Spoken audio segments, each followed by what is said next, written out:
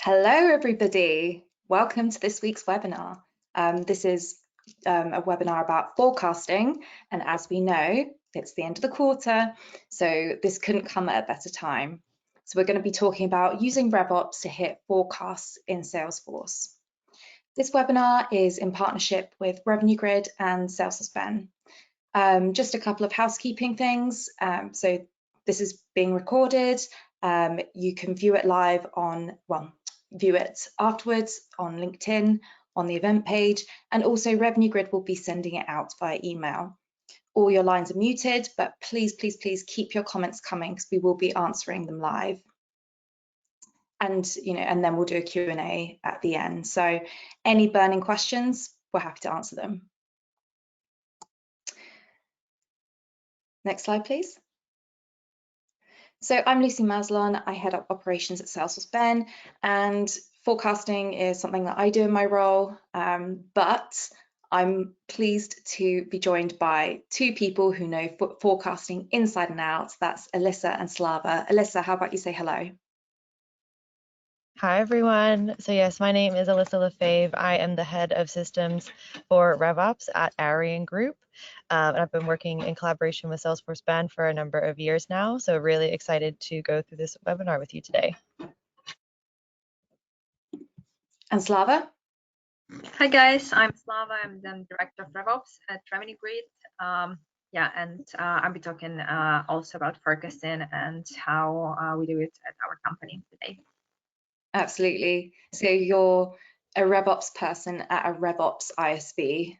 So that's obviously very RevOpsy. Next slide, please. Let's go through the agenda. So today we'll cover, why is quarter end challenging? No surprises there. We all know it is. How does it affect RevOps professionals from that personal point of view, that workload, that burden that you have? How can RevOps take control of the quarter end? And Salesforce features you could use, and then an alternative, which is Revenue Grid, to help that, to help get through that busy time. So start the numbers coming. What keeps you up at night when it comes to the end of quarter? Want to see a number one for hitting your targets, a number two for understanding what's happening inside the deals, a three for getting all data together for reporting, and give us a four for nailing down revenue forecasts in the face of changing circumstances. So let's see, come on, start the numbers going.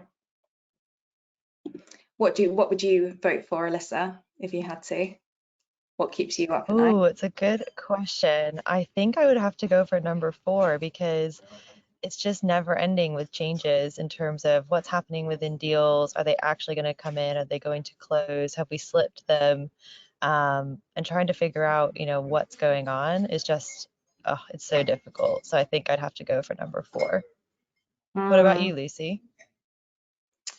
I'd say 2, because, salespeople are always on the move, always trying to, get stuff done. But, sometimes it's not anybody's fault, but there's that concept of happy years where people may see too positively about what's happening, but there are so many hidden things beyond what you can see that, intelligence. I was going to say the exact same thing. Happy years, I think, is the worst. And even the opposite, when people sandbag a little bit and you don't actually know, you think, oh, there's a big swing deal, which is always great, but it's better to know if it's actually going to close, and come in on time, than have a surprise that you didn't know about. So it's always better to know, I think. Yeah. What are we seeing in the comments? It's so far number 4. We've got yeah. All right. Should we move on? Yeah, number 4 again. Let's move on. Alyssa, I think you chose this meme, but yeah, it's kind of like, oh yeah, I'm dealing with it. It's absolutely fine, but around you, there's fires starting up. Obviously not real fires, hypothetical fires, but it's a time where you need to have a handle on different aspects of forecasting. Next slide, please. Definitely. So what does it mean for you as a RevOps professional? So first of all, it comes to data collection, streamlining that collection from multiple sources. Think about all the channels that your salespeople are communicating on. It's often in the shadow, not in the CRM. So you need to pull in those sources, all that data for better reporting. Maintaining pipeline accuracy and last minute deal changes. You don't want to be looking at a pipeline that's a week old. That's just stale opportunities. Things can change within an hour. So just keeping up to date with that. Adapting forecast to unseen circumstances and changes. Again, like I just said, things can happen within moments. And then facilitating effective collaboration among teams facing the quarter end. It's not just salespeople, it's also sales managers. You have multiple divisions and things like that. So yeah, lots of challenging things for RevOps professionals to juggle. Yeah, so the burning question, how can you take control of the quarter end? And with that, I'll hand over to Alyssa. Perfect. Thanks, Lucy. So I think we all know that the sort of golden rule is if it's not in Salesforce, it doesn't exist. So if your meeting that you had with your prospect is not in Salesforce, it didn't happen according to the Salesforce world. And I think it's really important to note that activity in deals is extremely important when you're looking at if a deal is going to close. So within pipeline inspection, we can actually see a lot of this information coming in from Salesforce itself. So we're looking at all of our opportunities, and this is a completely free option within Salesforce in an unlimited and enterprise. But it's absolutely something I would recommend turning on, even if you just turn it on for your sales managers, because it gives you some insights that you don't normally have. So this is looking at all of our opportunities that are closing in this quarter for a specific team, and you can go through your entire pipeline and break it down by the different forecast categories. So currently we're looking at everything on this screen, but you can see here, you can actually go through how much have I closed one, what's in my commit bucket, what's in my most likely, etc., all the way down through your pipeline. And we can actually see some really important things on screen. So we're able to see, for example, the opportunity confidence. So, are we confident this opportunity is going to close? This is information that Salesforce is using based on past deals closing. We can also see if amounts have increased or decreased. This is something that's historically been quite difficult to see within Salesforce, but within pipeline inspection, we can see that. We can also see if close dates have been pushed out or pulled in. So these are really important indicators especially when you're looking at the end of quarter to understand if a deal has been pushed out. So have I slipped that deal? I think we all know that every time a deal slips, especially out of quarter, it becomes less likely over time that it's going to close. So that's a really, really good indicator there, especially equally if a deal has been pulled into the quarter or even pulled, sooner before quarter end, it's probably likely that it's going to close. We can also see recent activity. So we can see, okay, this, for example, this opportunity had its most recent activity 26 days ago, and it was pushed out. The close date was pushed out. So that indicates that this deal is probably stalling. Maybe we need to get some leadership involved or executive sponsorship involved because it looks like we're at the step to sign the contract, and this hasn't happened. So you're seeing all of this really valuable information from within pipeline inspection. Again, you can see changes to the forecast category and, for example, stage changes to the opportunity as well. So are we progressing? Are we regressing? We can see all of that as well. So this is a really valuable tool that, again, is totally free within Salesforce. So I do recommend trying it out and turning it on. And then if we go to the next slide, we can actually see something that you might have never seen in Salesforce before. So this is really looking at our opportunity flow. So what is happening to all of our opportunities from our different forecast categories. So on the left-hand side, we're looking at, and I do apologize if there's background noise. I am actually currently in Munich Airport, so hopefully there's not. But what we're looking at here is our pipeline, our pipeline broken down by forecast category. So I can see all of my pipeline deals, my best case deals, and my commit deals. And of course, as we come to quarter end, our commit and even our best case are probably our most valuable deals. So we want to understand what has happened to those deals. So what I'm showing here is that 1.5 million of these deals has remained in commit.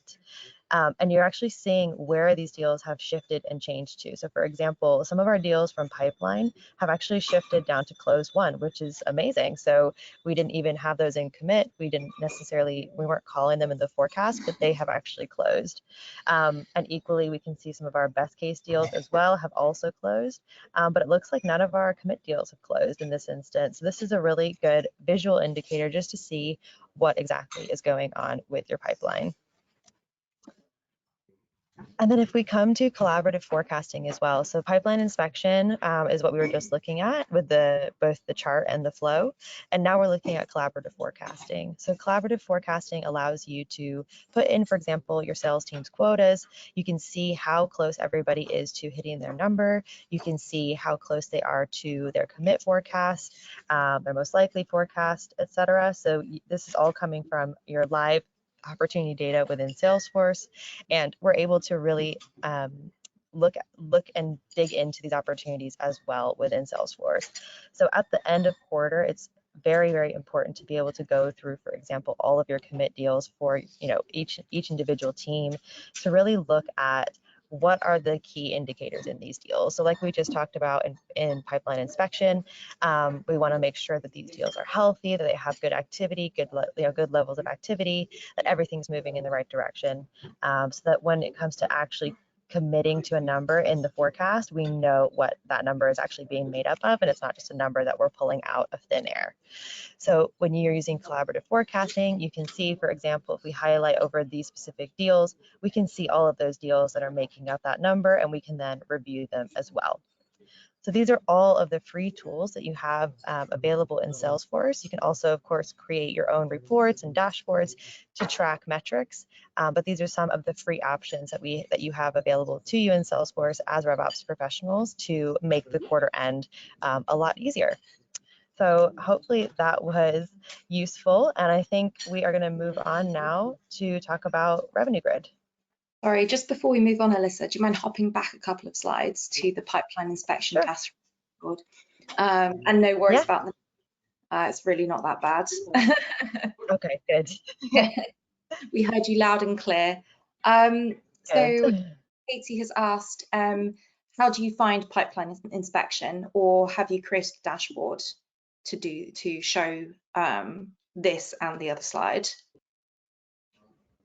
Oh, so as in how do you find it within your own org? Like as in just how do you get it enabled? Yeah. So this is actually yes, it is free. So you actually, I believe you just need to enable a permission set within Salesforce. And actually, you're putting me on the spot because I have just had to do this in my own org, and I can't 100% remember, but I think there's a setting you either need to turn on within setup. So of course, we all know, go to setup in the section in the screen. Once you go into setup, on the quick find box on the left hand side of the screen, I think you can start typing in pipeline inspection, and either something will come up to turn it on, or it's just a permission set that you need to add to a user. So I apologize because I haven't done this myself. We had someone from our implementation team actually set it up, but it is absolutely free. You don't have to build a dashboard. It's something that you literally turn on, and then this is what you can see. This actually behaves in a similar way to a list view. So if you click on the cog icon as you would for a normal list view, you can change the fields that are showing here across the top. So for example, we have a custom amount field that we use for our own calculations. So I've replaced the standard amount field in my view in my org with our custom amount field. And you can reorder, of course, these fields as you wish. So this is all configurable for you as well. That's really nice. And then the next slide with the opportunity flow, is that just a report chart? No. This is all part of pipeline inspection. So this, when you go into pipeline inspection, you'll see here that you're looking at my pipeline, and then you have inspection, which is just the slide before, and then flow is available for you as well. So this is all available to you without you having to build anything. It's not a report chart. This is actually utilizing opportunity field history. So the only thing I would say is make sure that you do have the fields that you want captured. So for example, close date should be tracked always, amount should be tracked as well. Same with stage and forecast category, but just make sure that you are tracking the fields that you're interested in, because that's what will show here. And then things like activity are being displayed in terms of, when was last activity logged. That's being done automatically by Salesforce. Nice. And one final thing before we move on, can you use pipeline inspection without collaborative forecasting, or do you need collaborative Yes. forecasting? How do they work together? Absolutely. Nope. You don't have to use them together at all. They're not connected in any way. They're both simply free tools that allow you to inspect your pipeline more deeply than you would normally. Probably one of the things that Revenue Grid can discuss, because that is actually a really good point, that they're actually not connected. So even if you're using pipeline inspection to review your deals and understand what's going on within them, you actually don't have the same view here in collaborative forecasting. So you can't see, for example, those stage changes, those close dates that are being pulled and pushed out and pulled in. So you're not getting the same view when you go into forecasting, which can be a little bit frustrating, especially if you really like having that view. So that's probably something that we can talk about in terms of Revenue Grid, but you don't have to use one with the other, no. Great, thanks for clearing that up. All right, let's hand over to Slava then, and keep your questions coming, everybody. They're good questions so far. Go for it, Slava. So hello again, everyone. I'll talk about 3 features that we use frequently, a RevOps team at Revenue Grid, and which are part of the product and which we really, really love. And can someone also make me a presenter, please? And I'll be able to showcase. Yes, I will stop sharing. Oh, I think Maria's done it. Okay. Yeah. Here we go. Okay, so yeah, let's start with the first feature, which is Revenue Leaks. Revenue Leaks is an amazing tool, which we really love and use. It shows a lot of cool data. First of all, it shows you what's happening inside your pipeline, like what deals are slipping, or like what's changing through the funnel. You can see what the conversion from different stages is. For example, if I look here, it's like 73 between discovery and valuation, which is definitely lower compared to other stages, and which you can use to improve. And obviously, it's gonna end up in more revenue, because you have it like higher conversion by keeping the others intact. It's also a great feature to see days in stage. Yeah, you can see which stages are longer, like it takes more time in those stages than the others. You can also compare it like the benchmark, duration for like what other companies have, and see how you're doing. You need to like to improve it, like or not. So, and we do use it, like we look at it at least like weekly. You can also see what's slipped, and this is what I absolutely love. And just 1 second. Yeah, so if you press on slipped here, I would be able to see it. Just let's give it a couple of moments. Yeah, it's just gonna sort out all the deals that slipped from verbal agreement in a specific period of time. I can also see what happened. If you press on status here, let's look at Stark Industries. Yeah, just also give it a couple of seconds, and it will give me insights on what was happening. Yeah, so it tells me like decision maker hasn't responded for like 30 days, no follow-up was sent after meeting, no step, next step is not defined. Also, someone from Stark visited competitors listed on G2, right? This is cool. All of this is great insights for account executive who owns like this account or opportunity, and can be used to get your deals back on track. And you can also add signals that I'll talk about a bit later. So again, we use it often, and we look at slipped, lost, and like how deals are moving from stage to stage, and if there is area for improvement for any of those. Another great feature which we love is forecast table. It's mostly used by our so it's mostly used by our sales team, especially like our sales leadership. They use it on their pipeline calls every week. So what's very cool here, you can see how your pipeline is progressing over a week. So you can see like retrospective information. Yeah, you can also adjust the forecast. So we have an option, as you can see, like pencil mark here. You can adjust the forecast, your manager, because like usually you know better, or actually your sales leader would know better what's happening, and he can say, okay, this is just optimistic 8 million. So I would say it's maximum 6.3. 8 million is taken from Salesforce. So, and you can see like if it's like down from what it is in Salesforce, or maybe it's up, like let's say for SMB team, yeah, commit is actually like, it should be more optimistic than Salesforce suggests. And as you can see, you can also split it by team. You can also split it by geography. You can use any filters like product type that you're selling. If I want to dive deep, I can press. Right? Oh, sorry. I was just going to ask a question. This is similar to the table that we saw in the collaborative forecasting, but I'm guessing you're able to really dive into the health of each deal within these buckets, right? Right. Yeah. So like, for example, now I'm looking just at commit deals. I can also like, I can sort them by status. Yeah, so like those, and status is it's programmatic. Revenue Grid suggests like the status of the deal based on a lot of different criteria, indicators. So again, if I look here, it gives me information like why is it yellow? Yeah, so it can tell me like, okay, so opportunity amount decreased substantially, like almost $500,000. And you can also dive into the opportunity, which is like you will be able to see activity. And another couple of seconds. Yeah, demo environments are a bit slow. So you can have a look at like what's happening inside the deal. So this looked quite healthy in general. Yeah, there's a lot of communication going on. Yeah, like almost like daily, except unless like if you're like end of April. Yeah, this looks like there was no communication in the last, let's say, imagine we're April 30th. Like yeah, so nothing in the last 4 days. We can also look who we are talking to, who from our team talks to whom inside. So we have Heisenberg group.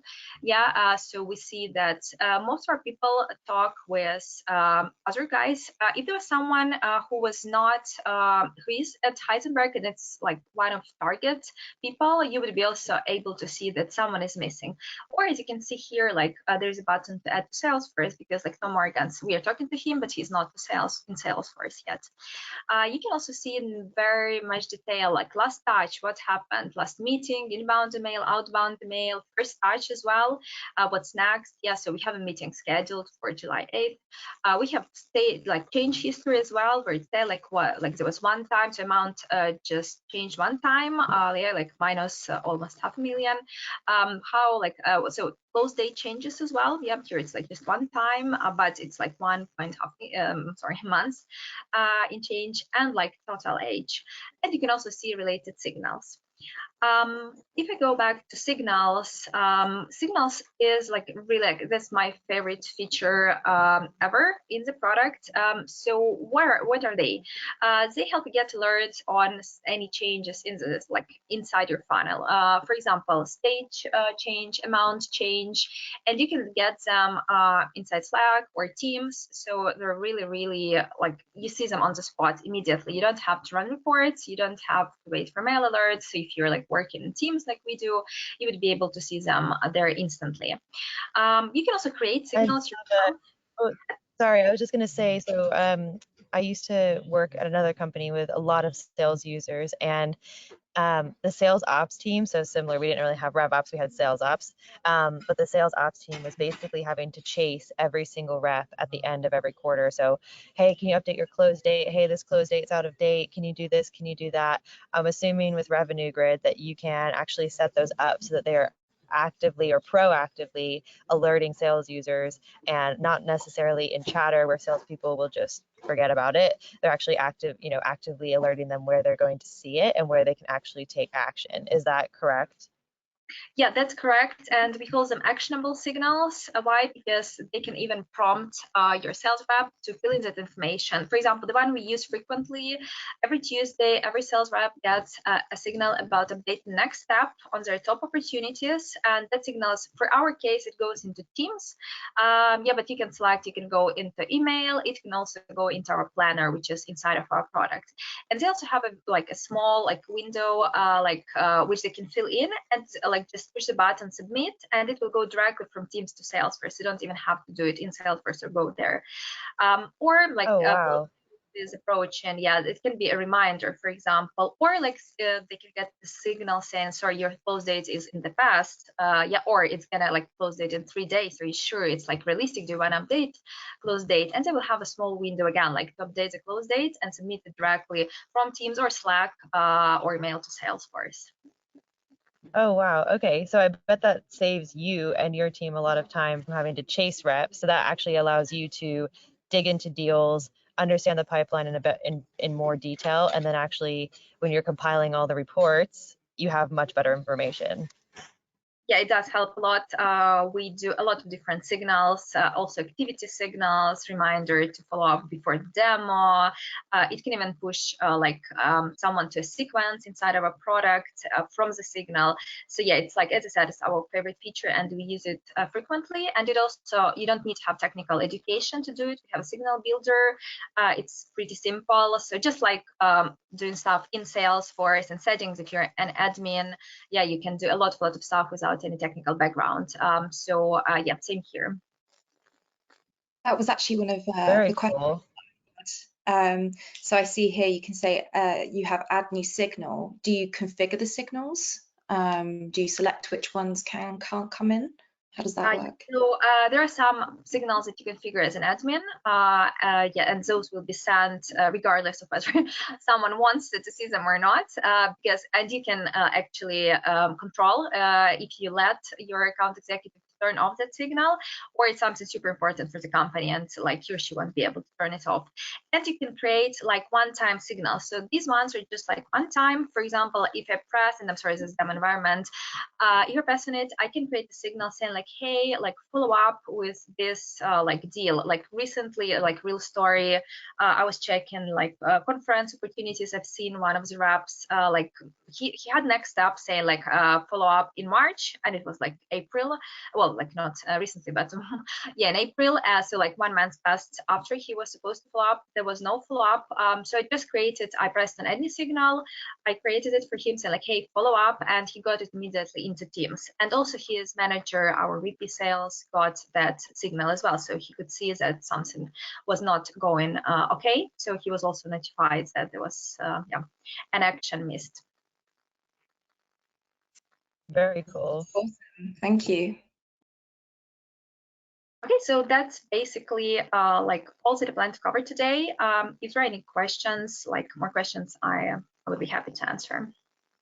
So just to recap, we talked about the revenue leaks funnel, the forecast table, which is similar to what Alyssa was showing us with pipeline inspection and collaborative forecasting, and revenue signals. Nice. Great. Keep the questions Good. coming. I have one for Alyssa.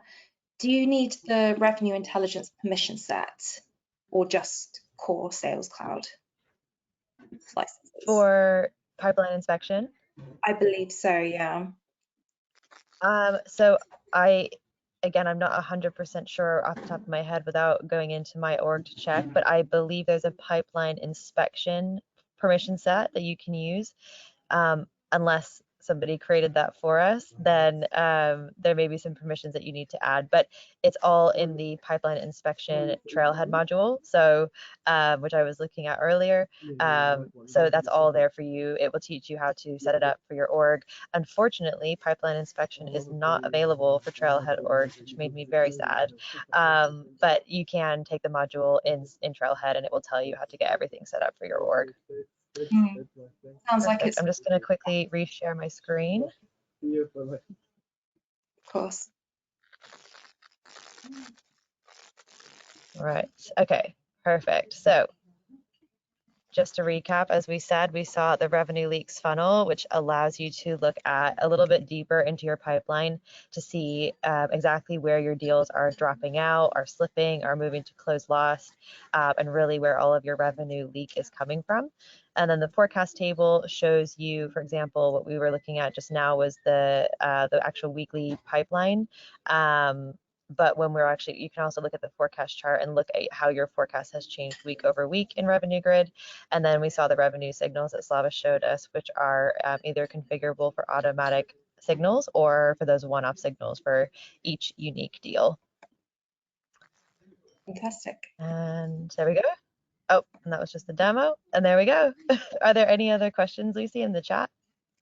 Yeah, there are a couple more, but I just wanted to say keep them coming. And if you want to learn more, just get out your phone, scan that QR code. The Revenue Grid team will be, very informative in terms of forecasting and how to improve yours.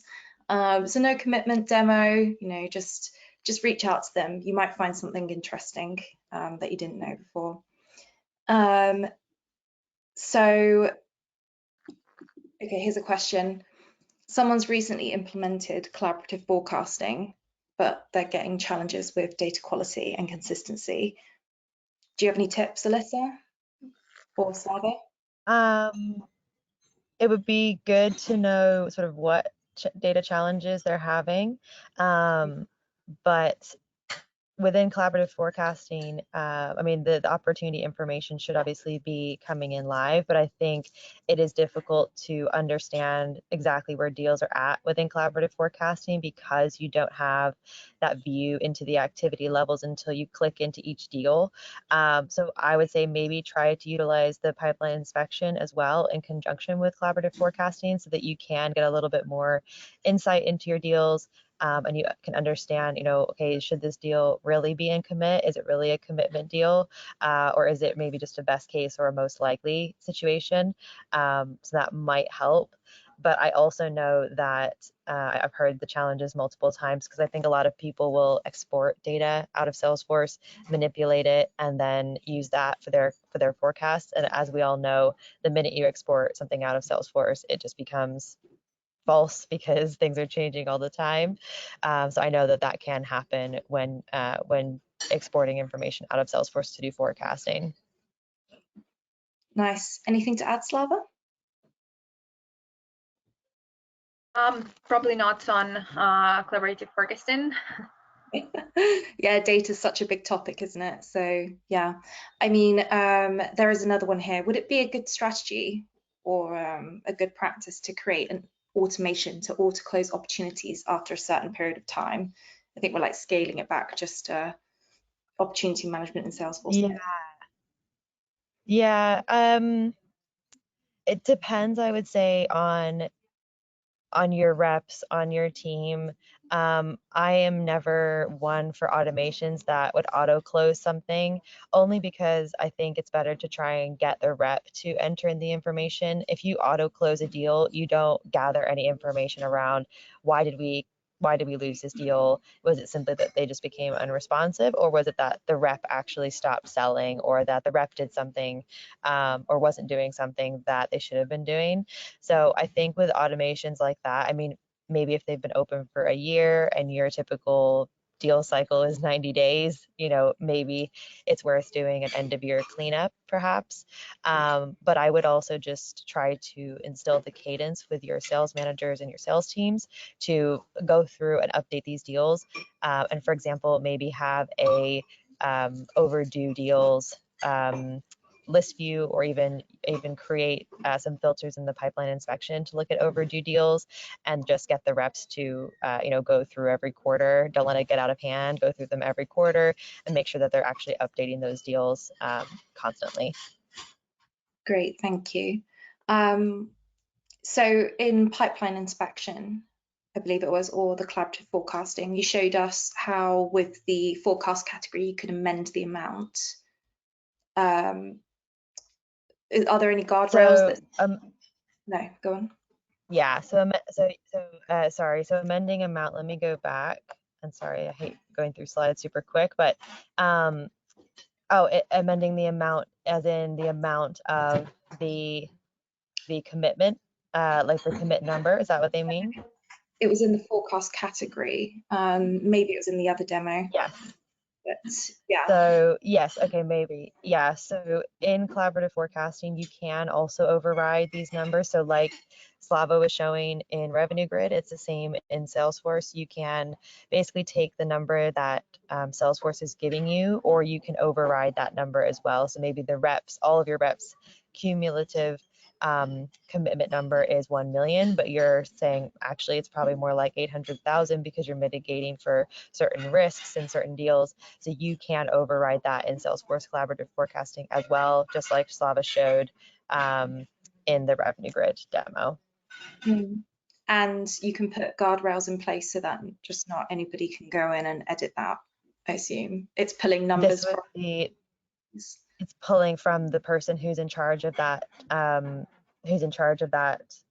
team in the role hierarchy. So you do need to make sure your role hierarchy is set up correctly, so that all of your sales reps who roll up to a specific sales manager are showing in the role hierarchy correctly. So that's definitely something to, as a prerequisite to enabling collaborative forecasting, that you do have all of your roles set up correctly. And if you do have multiple people, for example, if you have maybe regional teams and you have a head of region, but then you might have other users in that region as well, make sure when you go into collaborative forecasting that you select the one person who's actually responsible for the quota and the number of that region, so that everything's rolling up to that person. So collaborative forecasting is flexible, but just make sure that your roles are all set up correctly to reflect the actual setup of your sales team, basically. Nice. And Slava, is that also relevant to what you showed us? Yep, that's pretty similar, but you can also group not only by teams, but also by other filters like geography, like product you're selling. So any filter you have in Salesforce, so you can also group it by that. Cool. That's so nice, because in collaborative forecasting, it's quite restrictive in terms of how you can roll numbers up. And most companies that have diverse sales teams will have some sort of overlay aspect, or I mean, I'm dealing with this like right now. So there's always like an overlay aspect where, you know, some of somebody's numbers coming from one team, but some of it's sort of coming from another team as well. And that makes it very difficult in collaborative forecasting. So yeah, having the ability to do extra filters is really nice. Oh, right. So that sounds like a lot of custom configuration. Yeah, and actually collaborative forecasting is quite rigid in terms of what you can do. So if you have any sort of more complex scenarios, you might not be able to reflect those accurately in collaborative forecasting. Good to know. Slava, with the signals, one of the signals you mentioned was someone viewing a competitor's page. How does that work? So you have integrations with different platforms. As long as you're using G2, of course, then we can grab the data because G2 has it and like, you can use it basically. So yeah, that's a bit like more complex signals in terms of, yeah, like you would need to have prerequisites yeah, to have it available, but it's possible. Great, okay. And the skip stage on the funnel, the leaking funnel, what does skipped mean in that context? So like there are two like options. One would be that either like opportunity moved to a different stage, or well, the skipped one, probably the slipped one. I assume, right? That's the one that I was showing, like slipped. Yeah. So this means the slipped one means that it actually it was supposed to be closed in this quarter, but it actually is gonna, yeah, so the close date moved to other quarter, and now it's no longer in this one. So yeah, that would be the slipped section there that I showed. Great. Well, thank you. Any final thoughts from you two? Final piece of advice for other RevOps professionals? Come on, give us your. I would just say utilize all the tools that you have at your disposal, and try your very best not to export data out of Salesforce, because you will end up with data quality issues. So try and use as much live data as you can when you're putting your forecast together. Top tip. Slava? Yeah, I would add that use alerts that can be configured in Salesforce, the simple ones as well, because it does help you, instead of like going after every of your sales reps and asking them to do something, just use the concept of escalations in case like you don't have enough data because they're not adding information into Salesforce. That's gonna help a lot because you just won't be able to look into every deal, and also focus on like what's not going well, because if something is on track, then it's great and it's gonna close anyway. So just try to look at those and figure out what, in terms of activities, what happened, what didn't happen. If you can get that deal back on track together with your sales rep, and hit your quota. I mean, hit your sales, your sales team quota in for a specific quarter. Great, thank you both. So as it's the quarter end, we hope that everybody watching out there isn't going to lose sleep in the next few days, but keep those top tips in mind, take care of yourselves, and we'll hope to see you on a future webinar. Thank you to Alyssa and Slava for sharing their insights. Thank you. Thanks, everyone. Bye. Bye. Bye.